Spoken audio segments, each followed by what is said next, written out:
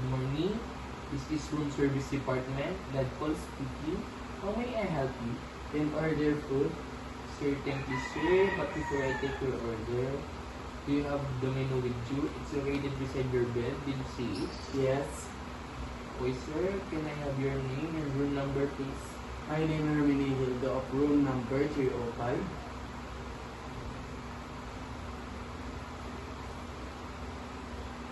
Okay, sir. If you are ready, can I take your order? My order is continental breakfast, 1 regular coffee, 1 muffin with butter.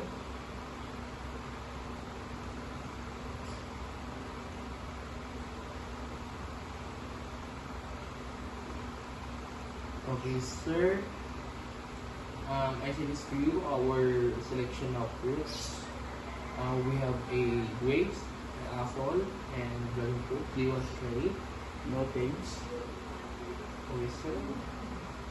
Is that all? Do you have a additional order or not? None.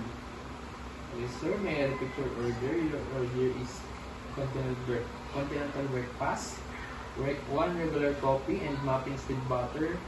Did I get the order correct? Yes.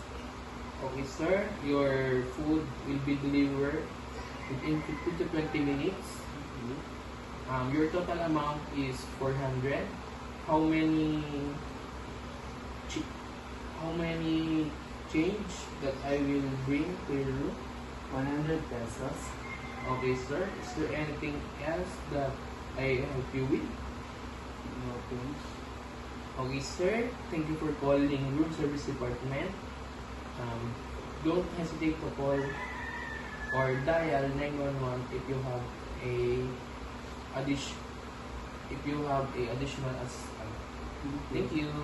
Thank you. Room service. Good morning. Good morning. I am Led Paul, your room service attendant for today. This is the room of Herminie Hildo of room 305. Yes. May I come in? Okay, sir. Do you want me to set up on a table or leave it on a tray? Living on a train. Okay, sir.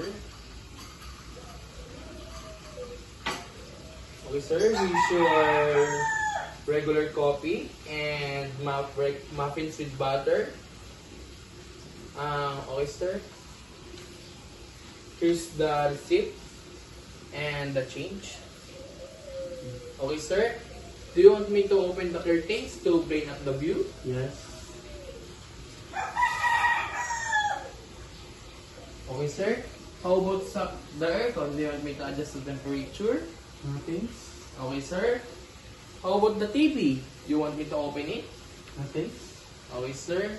Is there anything else that you want to help you with? No thanks. No.